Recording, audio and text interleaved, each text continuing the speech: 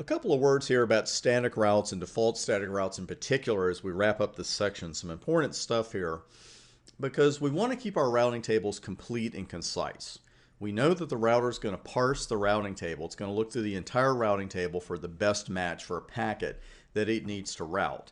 And the thing is, with smaller IP tables, 6, 7 routes, it might not matter. But in some production networks, you might see routers that the IP routing table is 2 or 3 screens. And what we want to do is keep that table complete. We want the router to route packets wherever it needs to route them to, but at the same time we want to keep that table concise. We want to shrink it down a little bit whenever possible because it does make the overall routing process much more efficient. Default routes can really help us accomplish that goal. And they're so helpful under certain circumstances that our dynamic routing protocols, RIP, EIGRP, OSPF, they'll either allow the creation of a default route or the distribution of a default route under certain circumstances rather than give a router a full routing table. And that's one of those things that sounds pretty vague when you read about it or you hear me talk about it. So let's have an illustration here and this will really help.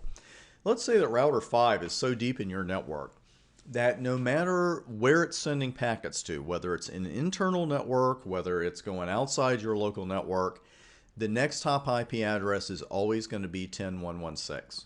Whatever packets router 5 has to send through, it's going to go to 10.1.1.6 no matter what. In this case, it really wouldn't make sense for router 5 to have a huge routing table because whatever it does with that lookup, what's the next hop IP address? 10.1.1.6. So it would be in our best interest and the best interest of routing on router 5 in particular to give router 5 a default route and just say, okay, any packets you're sending, send them to 10.1.1.6.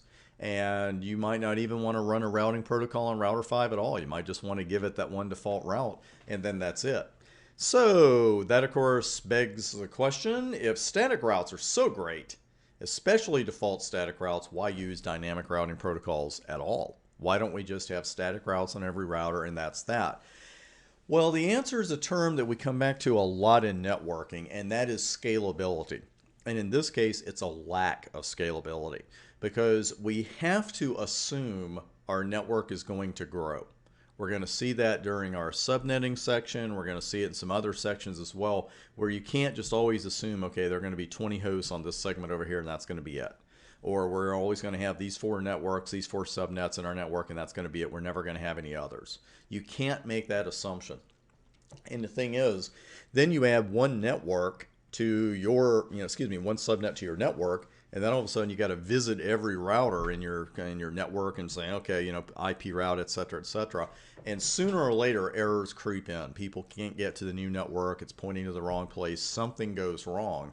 Where dynamic routing protocols with one simple little command, the network command, all of a sudden that new subnet gets added and it gets advertised and it's just a lot more efficient and it's a much more scalable solution.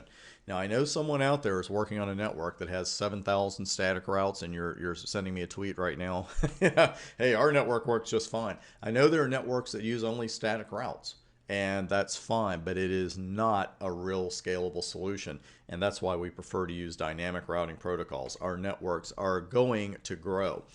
Now, static routing can be really fine in a pinch, and it can be really fine for small networking. You could have something go wrong with the configuration in your dynamic routing protocols, and meanwhile, maybe people can't send their packets outside of your network.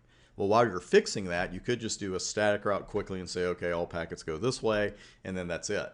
And so again, they could be used really like a tourniquet. It's like an emergency situation, and they're okay for small networks. But again, it's not terribly friendly to a growing network. And in most of today's networks, you're going to use RIP version 2.